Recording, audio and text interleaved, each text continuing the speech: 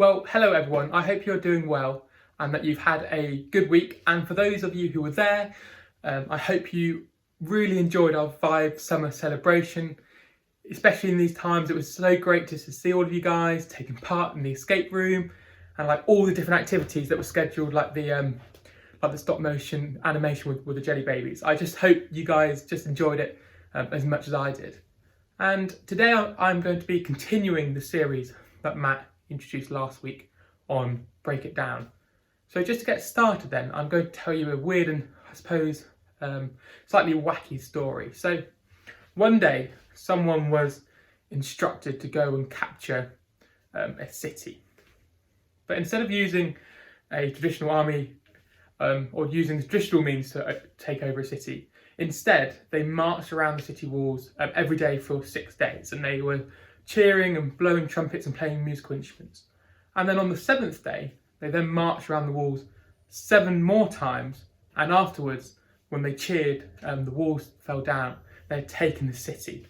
Well, this weird story, instead of using this normal method of using a siege to take over the city, this weird story is actually in the Bible, and this is when Joshua was told to take over the city of Jericho, and the whole story sort of demonstrates that God always keeps his promises. But I suppose maybe you were thinking when I first told that story, you were maybe thinking, how is that in the Bible? Isn't the Bible supposed to be helpful to my life?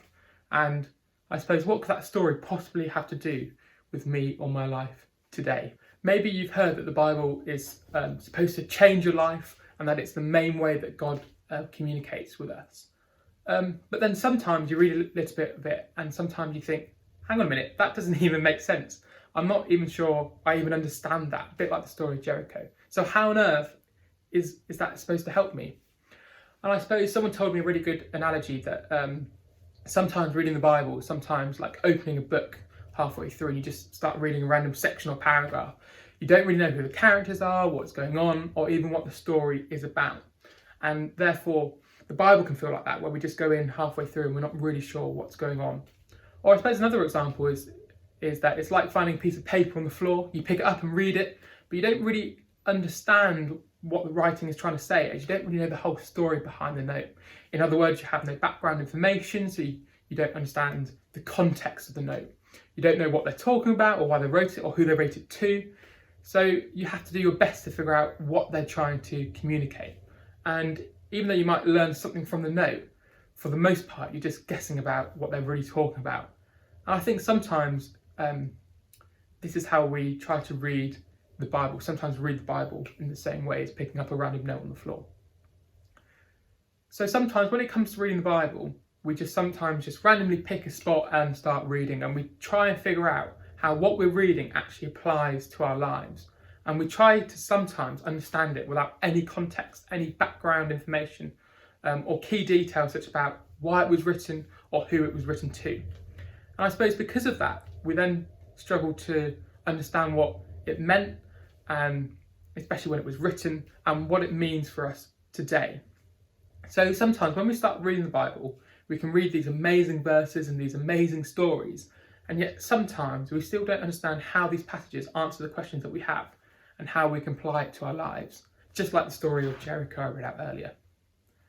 And therefore, I suppose sometimes this makes the Bible sometimes demotivating and even daunting to read, because when we don't know the whole story, we don't understand the point of what we're reading. We don't understand the message or the heart or the purpose of what we are reading. And I suppose that can then sometimes leave us feeling like maybe some of the things we've been told about the Bible being helpful, changing our lives, or the way perhaps God speaks to us might not always feel that true.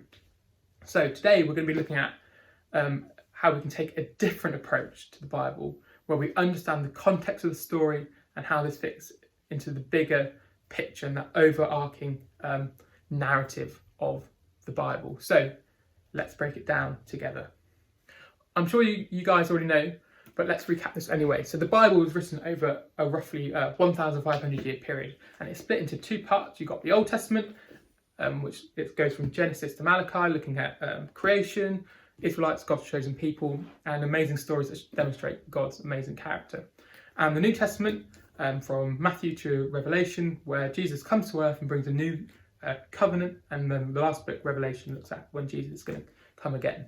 But I suppose this may also spark a question of how could something written so many years ago in a culture and a world so different than our own actually help us now?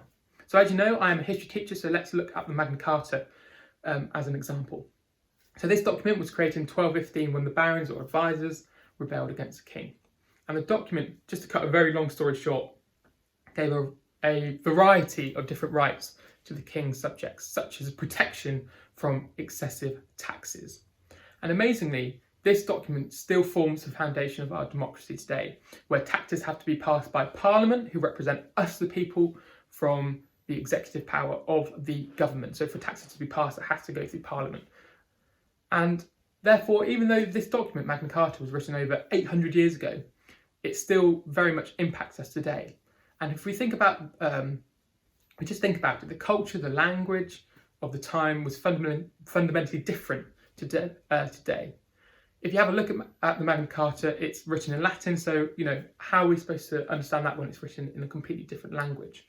But just because everything was so different 800 years ago doesn't mean that everything that happened was negative or irrelevant, like I've shown through the example of the Magna Carta. And I suppose the same is true for the Bible. Every book, verse or letter you read in the Bible won't always make complete sense. And that's because it was written in a specific time, a culture and set of circumstances. So, and I'm sure you can just imagine just how different life was in the ancient Middle East than it is today. But that doesn't mean we throw it all out just because it doesn't make complete and absolute sense to us now. The Bible still actually has a lot of value and importance to us today. And I suppose one of the best things we can do to understand Scripture and to apply it to our lives is to put everything into context. To understand more about who wrote it, why they wrote it, and when they wrote it, and who they were writing it to. So this really important context. So let me just give you an example. One of the most popular verses in the Bible was written by the Apostle Paul, who was one of the leaders of the early Christian church. He was writing to people in the ancient city of Philippi, and he made this statement, "For I can do anything through Christ who gives me strength." And this verse is really great on coffee mugs or in your Instagram or social media bios, but if we look at it literally, it doesn't actually make a great deal of sense, because technically we can't do everything because of Christ. For example, we can't fly, we can't read minds, we can't just get the best grades at school just by reading and agreeing with this verse. If we take this verse just by itself without any context to what Paul was trying to say, we don't really see the whole story. And in fact, this is the way many people end up misusing and misunderstanding the Bible. And a lot of bad things in the past have been done by people who take the Bible out of its context and don't use the context to properly understand the true meaning of what it's trying to say. But if we just take a step back and break down the context or background of Paul who's writing it and when he wrote it, this verse actually makes a lot more sense. So Paul wrote this verse from prison. He had been arrested for telling people about Jesus, which wasn't the most popular thing to do 2,000 years ago. And he told the people he was writing the letter to that no matter what we are going through or how hard life is, we can be confident that we will be okay. And for Paul, even in prison. And that's because he had found Jesus, and that Jesus gave him the strength he needed to get through. I don't know about you, but understanding the context of Paul being in prison makes that verse make a lot more sense. So putting things in context gives a lot more sense and helps us to understand the Bible. And from understanding that context, we can then see the whole story and how we can then apply that to our lives and use that as a way to help us understand what God is trying to say to us. So if knowing the whole story can help us with one well-known but often misunderstood statement from the writings in the Bible, what if it could help us with every other part too? If we want to understand the Bible better, we have to explore the full story of what was going on, and we have to learn a little bit more about the background or the context of what we are reading, both of the grand narrative of the Bible, but also the individual story and letter as well. And in fact, that's actually my challenge to you. The next time you read something in the Bible that you don't understand, or perhaps something you do understand, stop and ask yourself if you know that whole story. And to do this, you can ask a few questions to help you figure out this whole story. And then hopefully things, in theory, should make a little more sense. So firstly, the first question is, who wrote the passage and who were they writing to? If we can begin to understand who the author was and who they were writing to, we can better understand what was going on and what was motivating them to write that passage. Question 2, why was this written? If we want to know what something in the Bible means for us, we should probably try to better understand why it was written in the first place. Was it a simple detail that was specific to the culture 2,000 years ago, or is it a piece of wisdom that we can apply to the way we live today? So why was that particular passage written? Thirdly, is it helpful to me right now? And I suppose sometimes, to be honest, you will come across things in the Bible that may not seem helpful to you at this very moment in time. It doesn't mean that God doesn't have a purpose for what you're reading, or that it won't be helpful sometime in the future.